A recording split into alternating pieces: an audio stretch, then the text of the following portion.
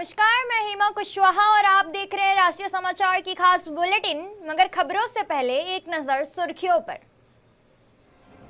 राम मंदिर चढ़ावा चोरी केस में आज सुप्रीम कोर्ट की अहम सुनवाई, फैसले पर टिकी देश भर की नजरें। गुजरात ने बनाया गिनीज वर्ल्ड रिकॉर्ड, 1 घंटे में 3 लाख पौधे लगाकर रचा इतिहास।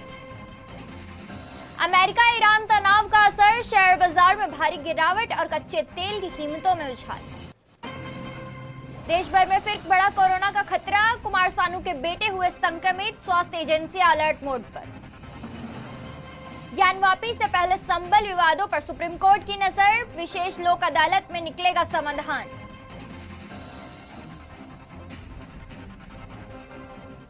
अब खबरें विस्तार से।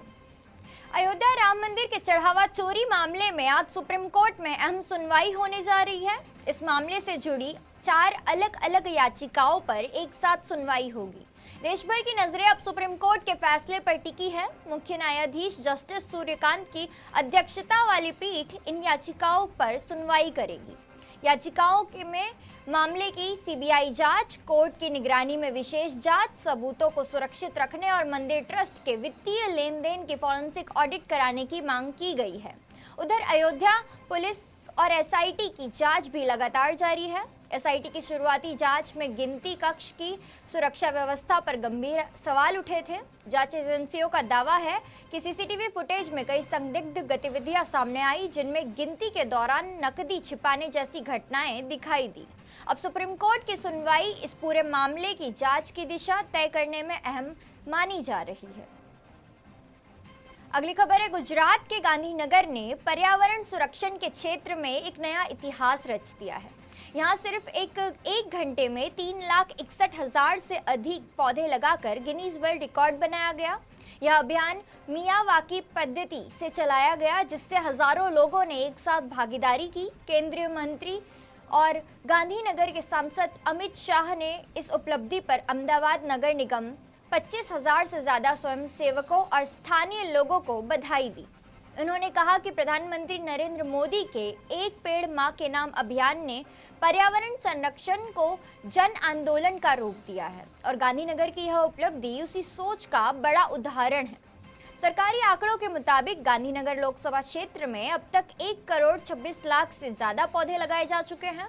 इनमें सार्वजनिक स्थानों के साथ साथ लोगों ने अपने घरों और निजी परिसरों में भी बड़ी संख्या में पौधारोपण किया है। अमित शाह ने कहा कि पौधे लगाना ही काफी नहीं है, उनका संरक्षण और देखभाल भी उतना ही जरूरी होता है। उन्होंने लोगों से अधिक पौधे लगाने और हरित भारत के निर्माण में अपनी भागीदारी निभाने की अपील की है। अमेरिका और ईरान के बीच बढ़ते तनाव का असर अब दुनिया के शेयर बाजारों पर भी साफ दिखाई देने लगा है। सोमवार को भारतीय शेयर बाजार की शुरुआत में भारी गिरावट के साथ हुई। कारोबार शुरू होते ही सेंसेक्स 606 अंक टूटकर 76,963 पर और निफ्टी 168 अंक गिरकर 24,039 पर पहुंच चुका है। बाजार विशेषज्ञों का कहना है कि पश्चिम एशिया में बढ़ते तनाव और कच्चे तेल की कीमतों में तेज उछाल से निवेशकों की चिंता भी बढ़ गई है। इसका असर सिर्फ भारत ही नहीं बल्कि एशिया के कई बड़े शेयर बाजारों में भी देखने को मिल रहा है। इस बीच क्रूड ऑयल की कीमत करीब 4% बढ़कर $79 प्रति बैरल के आसपास पहुंच गई है। तेल महंगा होने से महंगाई बढ़ने और भारत जैसे तेल आयात करने वाले देशों की अर्थव्यवस्था पर दबाव बढ़ने की आशंका जताई जा रही है। अब निवेशकों की नज़र अमेरिका ईरान के ताज़ा घटनाक्रम, कच्चे तेल की कीमतों और विदेशी निवेशकों की गतिविधियों पर रहेगी। माना जा रहा है कि आने वाले दिनों में यही कारक शेयर बाजार की अगली दिशा तय करेंगे। थाईलैंड की राजधानी बैंकॉक से दिल दहला देने वाली खबर सामने आई है। यहाँ एक पब में देर रात लगी भीषण आग ने कुछ ही मिनटों में भयावह रूप ले लिया। इस हादसे में 27 लोगों की मौत हो गई, जबकि अन्य काफी गंभीर रूप से झुलस चुके हैं। लोगों के मुताबिक हादसे से ठीक पहले स्टेज के पास लगे सर्किट ब्रेकर से चिंगारी निकली, फिर अचानक बिजली चली गई और कुछ ही सेकंड बाद जोरदार धमाका हुआ। इसके बाद पूरे पब में तेजी से धुआं और आग फैल गई, जिससे अंदर मौजूद लोगों को बाहर निकलने का मौका ही नहीं मिल सका। दमकल विभाग ने बताया कि कई लोग जान बचाने के लिए पब के पिछले हिस्से में बने रेस्ट रूम से भागने की कोशिश कर रहे थे, लेकिन बाहर निकलने का रास्ता उन्हें नहीं मिल रहा था, जिससे उनकी दम घुटकर मौत हो गई। करीब आधे घंटे की मशक्कत के बाद आग पर काबू पाया गया। थाईलैंड के प्रधानमंत्री ने घटना पर दुख जताते हुए हादसे की जांच के आदेश दिए हैं। वहीं शुरुआती जांच में इलेक्ट्रिकल फॉल्ट की आशंका भी जताई जा रही है। हालांकि आग लगने की असली वजह अभी तक साफ नहीं हो पाई है और जांच अभी भी जारी है। देश के 3 सबसे चर्चित धार्मिक विवादों ज्ञानवापी, श्री कृष्ण जन्मभूमि और संभल को लेकर सुप्रीम कोर्ट ने एक अहम पहल शुरू की है।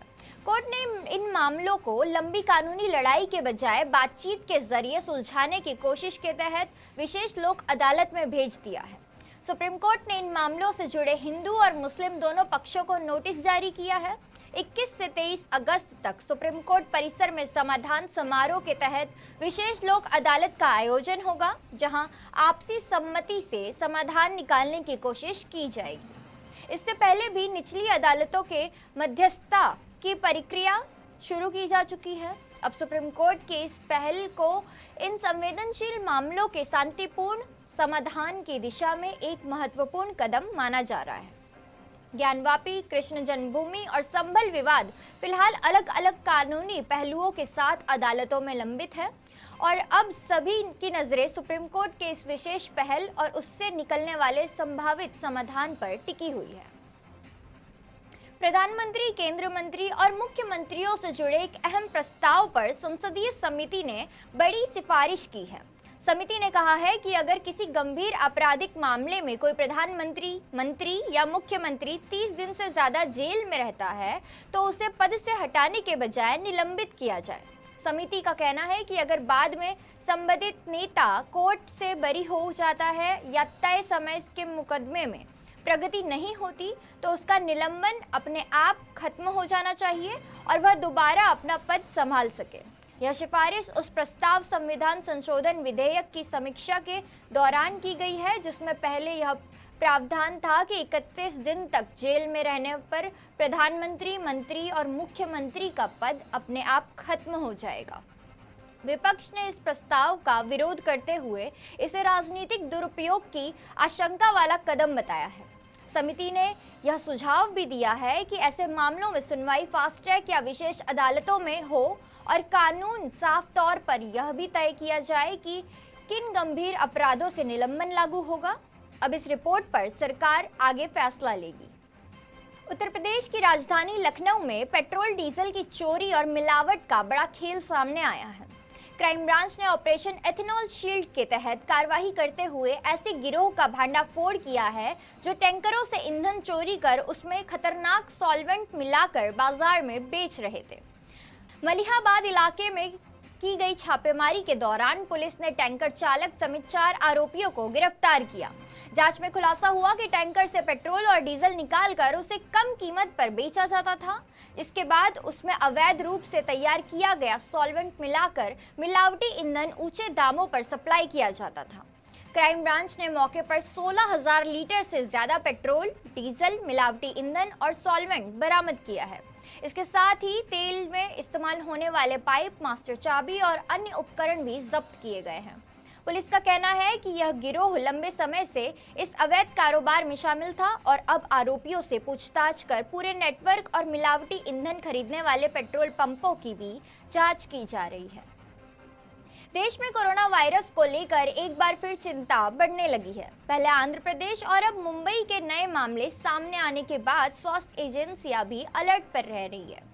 आम लोगों के साथ साथ अब सेलिब्रिटी भी इसकी चपेट में आने लगे हैं।